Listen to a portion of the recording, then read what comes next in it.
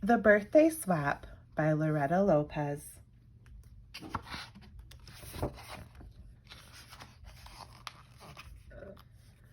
My name is Lori. I'm the youngest one in my family. I grew up in a town near the border between the United States and Mexico. Half my relatives live in Mexico, and half of them live here. This is a picture that my dad took at a party in Mexico the year I turned 6. My brothers, Ed and Beto, and my sister Cookie were teenagers then. That was the year of the best birthday party ever. And this is the story of how it happened. It was a Saturday morning in summer, the day before my sister Cookie's birthday. Every year we celebrated Cookie's birthday with a big family reunion and cookout at Tio Daniel's house in Mexico. This year, I wanted to get Cookie my own present instead of just adding my name to whatever my parents were giving her. But I couldn't come up with an idea for a gift. When I told my mom, she smiled and said, "She doesn't expect you to give her a present, mija." "But I want to," I said. "Only she's so much older than me, it's hard to find the right thing." "Well, think," Dad said. "What would you want?" I thought about it. My birthday wasn't till December. "A horse," I shouted. My parents gave each other a look. "Too big for the backyard," Dad pointed out. "What else?" "A kitten." Mom shook her head. "Cookie's allergic to cats, and so am I." "Try again," Dad said hopefully.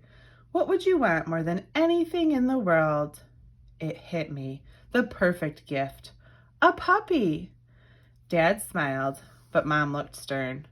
"A puppy is a big responsibility. Cookie's starting her senior year this fall. She won't have time to care for a pet." "I could help," I offered. "Tell you what," Mom said. "Why don't you come with me on my errands? Maybe you'll find something, okay?" Mom and I drove over the bridge and across the border. Our first stop was Tia Sabina's house. I loved visiting Tia Sabina. She was a baker, and her house smelled good, like cakes and melted candle wax. Tia Sabina was finishing up a huge cake. She kissed me and patted my cheek with her soft, sugary hands. "How are you today?" she asked. "Not so good, Tia. I don't have a present for Cookie." "Oh, don't worry about that," Tia said. "Maybe you'll think of something while your mother and I discuss cake business." Mom and Tia went into the kitchen. I wandered around and looked at cake decorations, but I still didn't come up with any great ideas. Our next stop was the Mercado. The market in Mexico was totally different from the supermarket at home.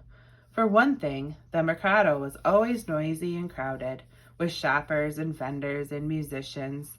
There was even a special section for live animals, with chickens, ducks, parakeets, and even donkeys for sale. Mom headed straight for the fruit and vegetable stands.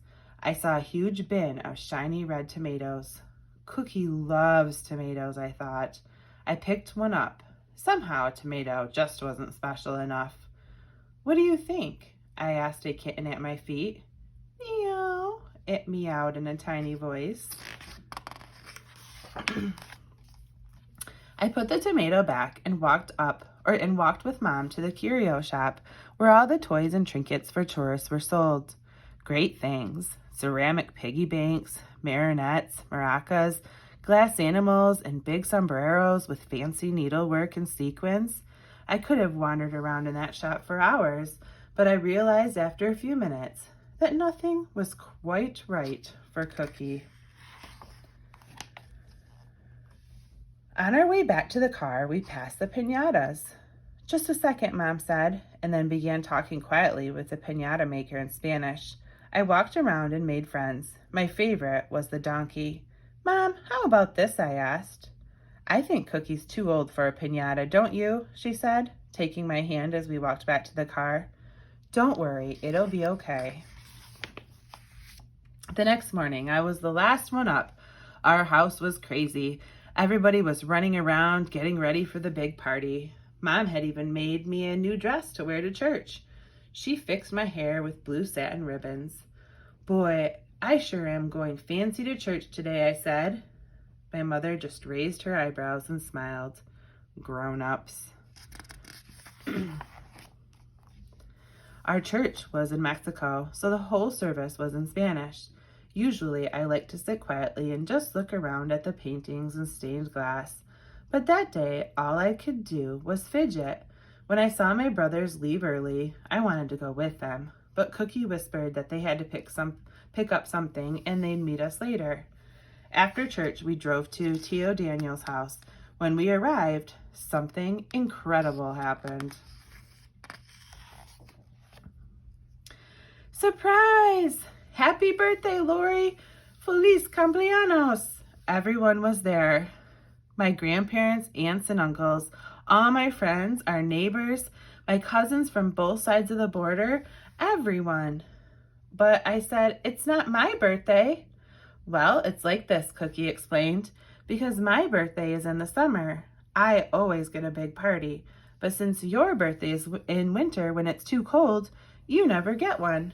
So this year, I thought I'd swap with you. After all, I'm getting a little old for this. So, Cookie smiled. Happy birthday. I was so surprised, I hugged my sister and ran to join the party.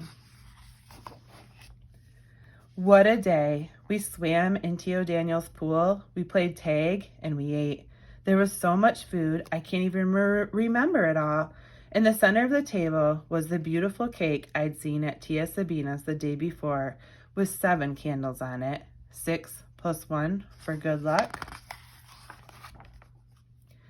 When it was time for the piñata, I got another surprise. It was the donkey. Everyone got 3 tries to hit it. I felt a little bad about that, but Mom said it was okay since all that candy made his stomach ache. But the best surprise came last. It was a plain box with a bow on it. Dad said, "This is from all of us." Guess what was inside? It was something I wish for more than anything in the world. A puppy. I picked her up. She wiggled and licked my face. Her name is Spicy, I said, and everyone clapped. I played with Spicy and had some more cake and ice cream. The sun started to set. A mariachi band arrived and soon everyone was dancing. After a while, all the kids got tired and started to fall asleep on the grass. I tried to stay awake, but I guess I fell asleep too. Cookie said the party got really loud. I didn't wake up though. Mom said that when it was over, Dad carried me to the car. The next thing I knew, I was home in bed. So that's what happened. My sister swapped my birthday for hers, and I think that's one of the nicest things anybody could ever do. Good night.